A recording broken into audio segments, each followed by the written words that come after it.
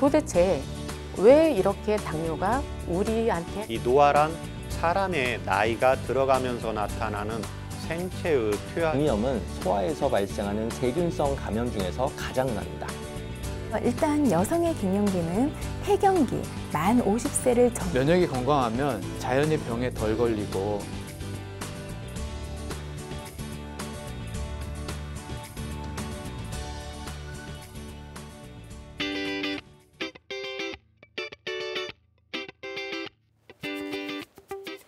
안녕하세요. 건강보감 한의사 최진영입니다. 오늘 강의는 갑상선의 기능 저하증과 항진증에 대해서 알아보는 시간인데요. 갑상선은 어떠한 역할을 하고 갑상선 기능의 증상과 또 갑상선 기능의 저하증, 항진증에 따른 원인과 증상, 치료법에 대해서 알아보도록 하겠습니다. 그럼 오늘 강의 시작하겠습니다.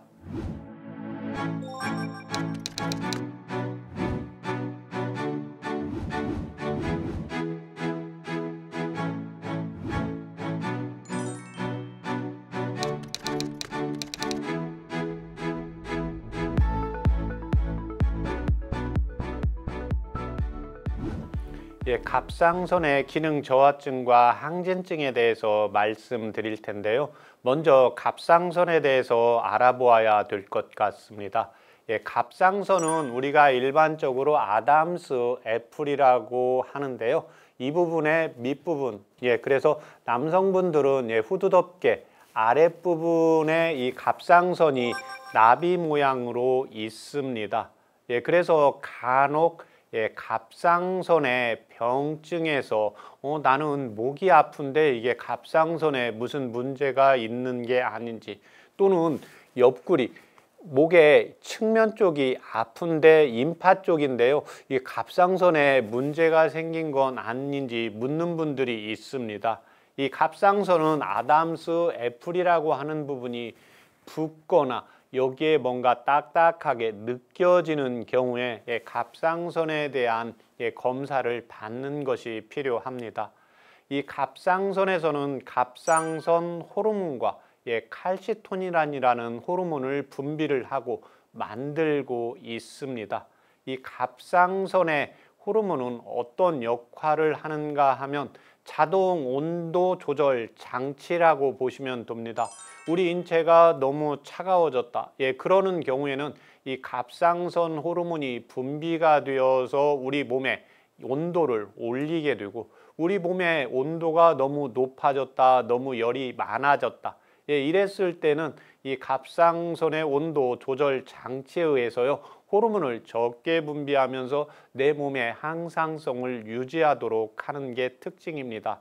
또 하나 이 갑상선 호르몬의 중요한 역할이 신진대사의 기능이 있습니다. 우리 몸의 신진대사의 기능을 활성화시키면서 내 몸의 순환을 잘 되게 하고 인체의 양기를 올리는 작용을 하게 되는 겁니다. 또 하나 이 갑상선에서는 칼시토닌이라는 호르몬을 분비를 하게 되는데요. 이 칼시토닌은 뼈와 콩팥에 작용을 하고 있는데요. 혈중의 칼슘 농도가 너무 높지 않도록 유지하고 있는 중요한 작용을 하고 있습니다. 그러면 이 갑상선의 기능 저하증의 먼저 증상과 항진증의 증상에 대해서 말씀을 드리겠습니다. 이 갑상선의 기능 저하증에서 가장 중요한 게, 갑상선은 자동 온도 조절 장치라고 했잖아요. 갑상선의 기능이 떨어졌다, 그러면 내 몸의 온도가 올라가지 않게 되니까 손과 발이 차가워집니다. 손과 발이 차가워지고 내 몸의 온도도 떨어지게 되니까요 만성 피로 증상이 나타나면서 신진대사의 기능이 활성화가 안 됩니다. 그래서 항상 만성 피로 증상, 수족 냉증이 있고, 그 다음에 기능이 활성화가 안 되니까 음식은 잘 먹지를 않습니다. 음식은 별로 먹지도 않는데 어떻게 되냐, 체중은 증가합니다. 또 장에서의 운동이 잘 되지가 않게 되니까 변비 증상이 같이 나타나면서 신진대사의 기능이 활성화가 안 되니까 피부가 건조해지는 증상들이 나타나게 됩니다. 여성분들의 경우에는 이제 빈혈 증상이 나타난다든지, 또 하나는 이제 생리가 좀 빨라진다든지 생리통이 심해지는 이러한 증상들이 나타나게 됩니다.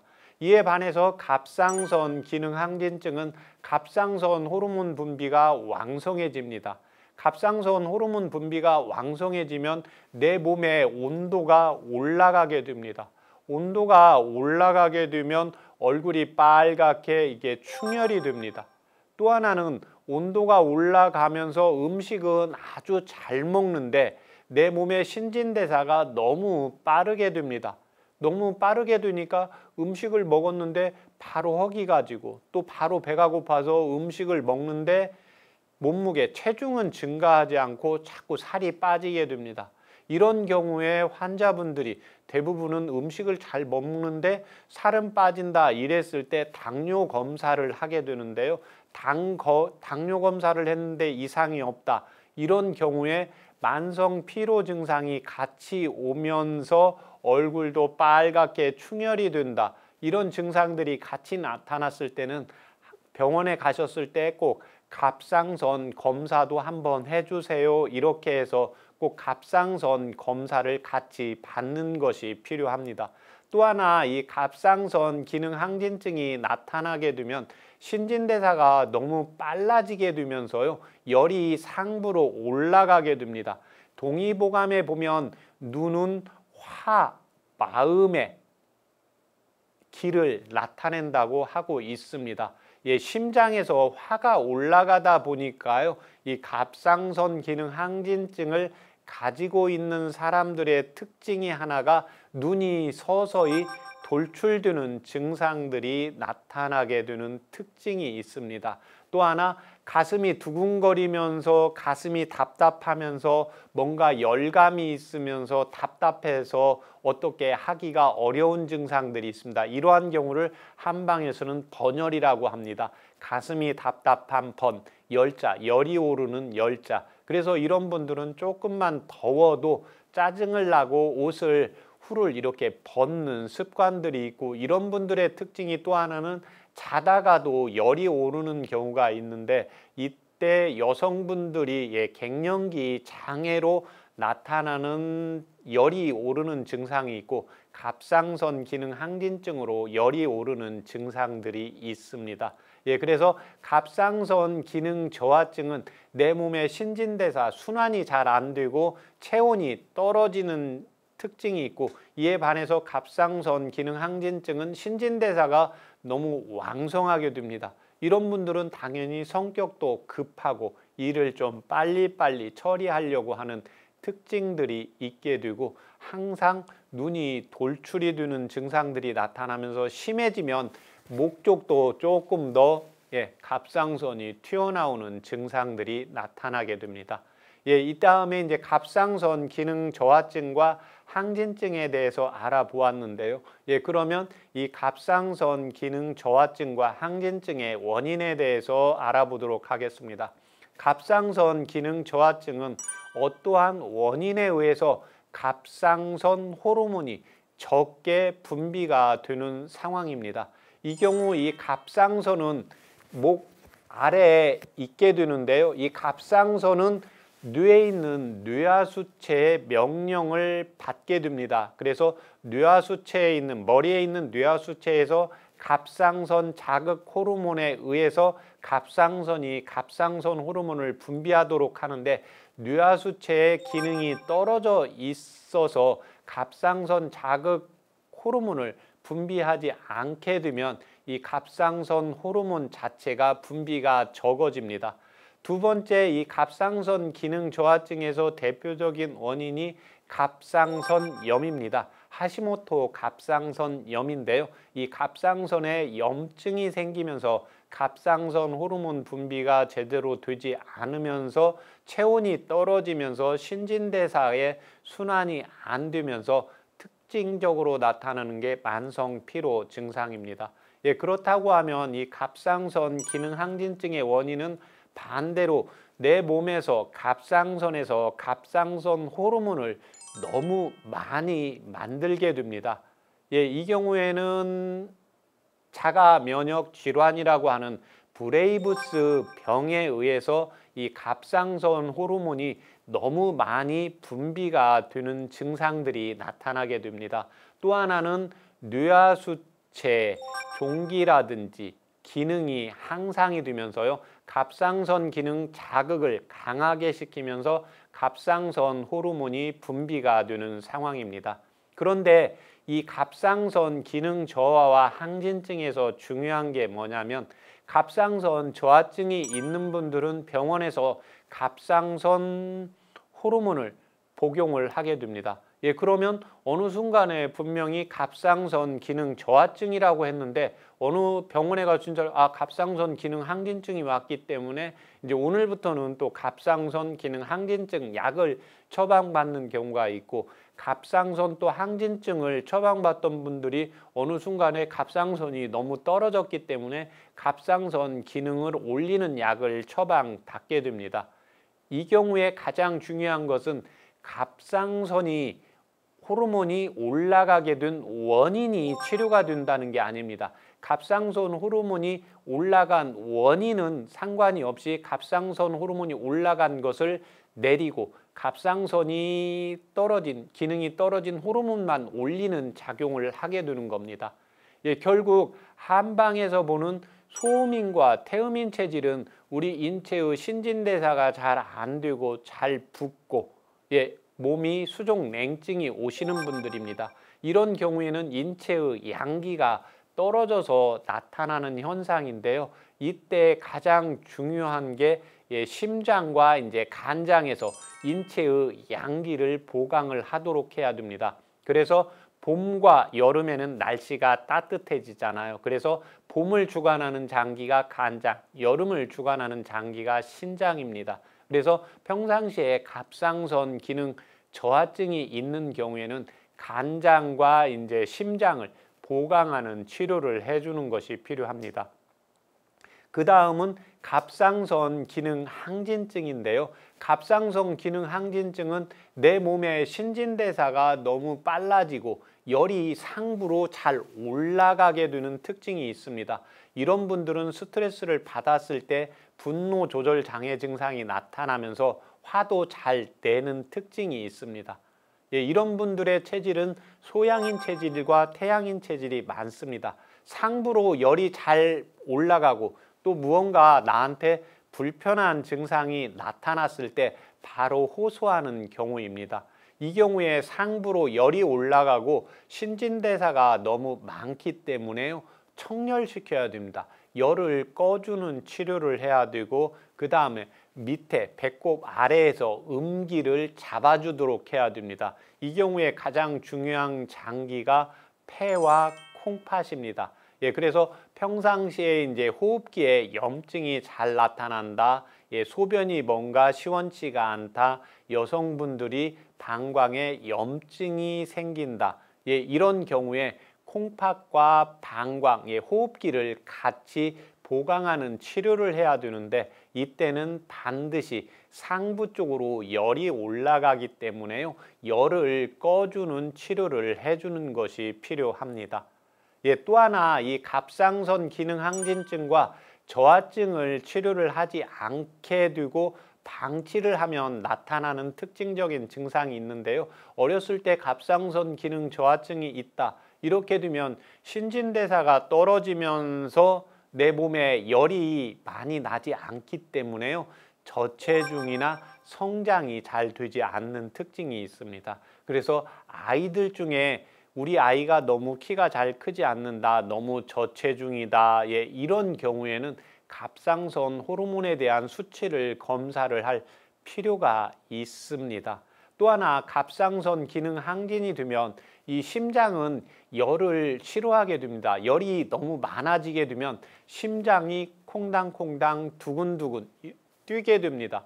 그러므로 인해서 나타나는 질환이 심혈관계 질환이 올 수가 있고, 열이 상부로 올라가게 되면서요, 뇌혈관이 팽창이 되면서 뇌졸중이 올 수가 있습니다. 이에 반해서 갑상선 기능 저하증은 상부로 열이 잘 올라가지 않고 신진대사가 떨어지기 때문에요, 뇌졸중이 오게 되는데 허혈성 뇌졸중으로 오기가 쉽습니다. 그래서 갑상선 기능 항진증과 저하증이 있는데 요즘은 1년에 한 번, 2년에 한 번 건강검진을 받잖아요. 그런데 평상시에 자기가 손발이 유난히 차다. 그 다음에 항상 열이 좀 많이 오른다. 그 다음에 체중의 변화가 어떤 날은 살이 좀 쪘다가 또 어떤 날은 살이 한 3-4kg씩 쭉 빠진다. 이런 경우에는 반드시 갑상선 호르몬에 대한 검사를 같이 의료에서 꼭 받는 것이 필요합니다. 이에 반해서 그래서 제가 오늘 갑상선에 대한 치료 사례를 준비를 했는데요. 이 갑상선 호르몬에 대한 치료 사례를 말씀을 드리겠습니다. 이분은 69세 여성분으로 10년 전 갑상선 기능 저하증으로 양약을 먹고 수치는 정상이라는데 항상 목에 이물감이 있고 피곤하고 무력하다고 호소를 했습니다. 신경 쓰면 어지럽고 두통도 발생을 하고 만성비염으로 코가 막히고 콧물이 나오고 역류성 식도염과 트림이 잘 나옵니다. 손발이 차고 추위도 타고 얼굴과 피부색이 윤기가 졌고 맥이 56맥으로 느리고 힘도 없었습니다. 저기선 체열검사에서 냉증이 발견되었고 냉증이 있어서 맥도 느리고 힘도 없었습니다. 이런 경우에 갑상선 호르몬제를 먹었는데도 갑상선 수치는 정상인데 내 인체의 증상은 그대로 남아있다는 겁니다. 그러면 갑상선 호르몬이 떨어진 것은 인체의 양기, 심장에서 피를 인체의 머리 부분, 뇌하수체까지 또는 손과 발까지 피를 충분히 보내주지 못하기 때문에 나타나는 현상입니다. 그래서 심장과 간장에 양기를 보강하는 약을 4개월 투약해서 환자의 재반 증상이 치료된 사례였습니다. 마지막으로 이 갑상선의 생활요법에 대해서 말씀을 드릴 텐데요. 평상시에 갑상선 기능 저하증으로 이렇게 진단을 받은 경우 있습니다. 갑상선 기능 저하증은 인체에서 요오드가 갑상선을 충분히 만드는 싹이 됩니다. 그래서 갑상선 기능 저하증을 가지고 계신 분들은 평상시에 미역이나 다시마, 톳을 조금 자주 섭취해 주시는 것이 필요합니다. 이에 반해서 갑상선 기능 항진증이 있는 분들은 이 해조류나 미역, 다시마, 톳을 굳이 섭취를 안 하시고 이런 분들은 상부로 열이 오르기 때문에요. 평상시에 이제 유산소 운동을 해주면서 땀을 내주면 체온이 떨어지게 됩니다. 그 다음에는 내 몸에 열기가 상부로 올라가게 되기 때문에 야채나 과일을 자주 섭취해 주시는 것이 필요하고 또 하나 이런 분들은 배가 고프지 않으면 저녁 한 끼, 하루에 한 끼 정도는 배가 고프지 않으면 식사를 안 하고 이렇게 수면을 취해 주시는 것이 필요합니다. 그런데 이에 반해서 갑상선 기능 저하증이 있는 분들은 배가 고파도 또 그렇지 않으면 잠을 충분히 잤는데도 피로가 안 풀리는 경우들이 있습니다. 그래서 이 경우에 우리 인체에 열을 가장 많이 발산하는 게 골격근이거든요. 그래서 갑상선 기능 저하증이 있는 분들은 미역, 다시마, 톡과 함께 근력 운동을 꾸준히 해주시면 인체에 열을 만들어주면서 신진대사가 활성화되고 갑상선 호르몬도 정상화되기 때문에 운동을 함께 해주시는 것이 필요합니다.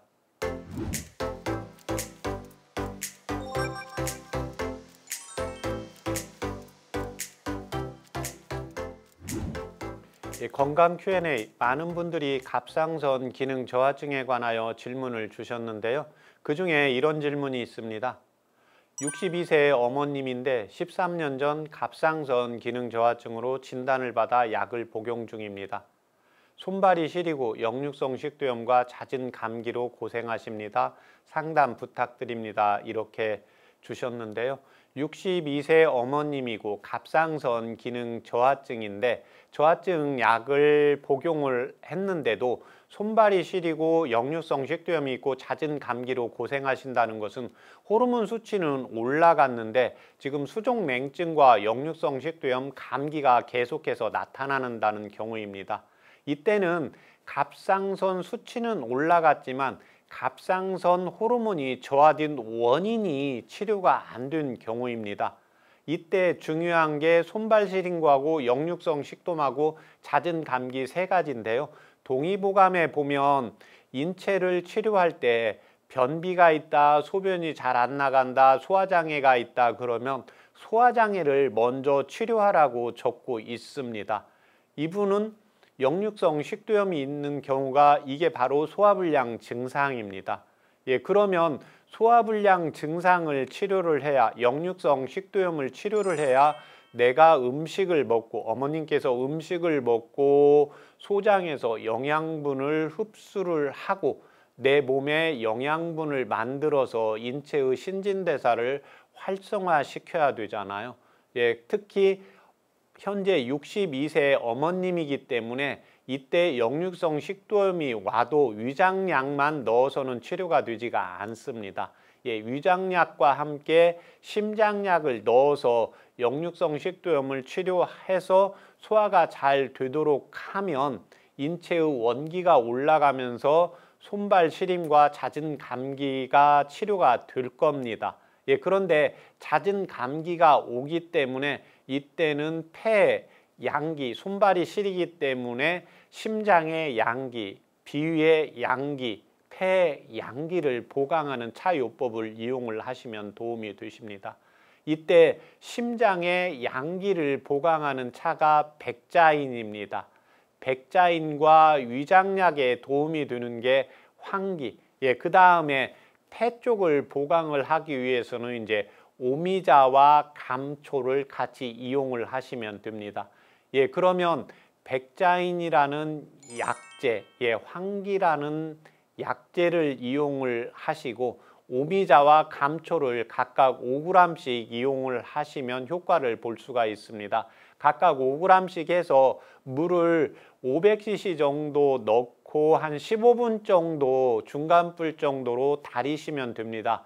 그러면 100cc 정도 나오기 때문에요. 이때는 손발이 시리고 역류성 식도염이 있기 때문에 식사하고 30분 정도 있다가 아침, 저녁으로 2번씩 이용을 하시면 도움이 되시고 이분의 경우에는 손발이 냉증이 있기 때문에 한의원에 가서 침치료와 뜸치료까지 같이 겸해서 한 4개월 정도 꾸준히 하시면 도움을 받을 수가 있고 효과를 볼 수가 있는데 이때 어느 정도 효과가 있어도 그게 유지되도록 만들어야 되기 때문에요. 개선이 되어도 한 4개월 정도 더 차요법을 이용을 하시고 한의원에서 침치료와 뜸치료를 같이 병행을 하시면 조금 더 건강하게 일상생활을 하는데 도움을 받으실 수가 있습니다.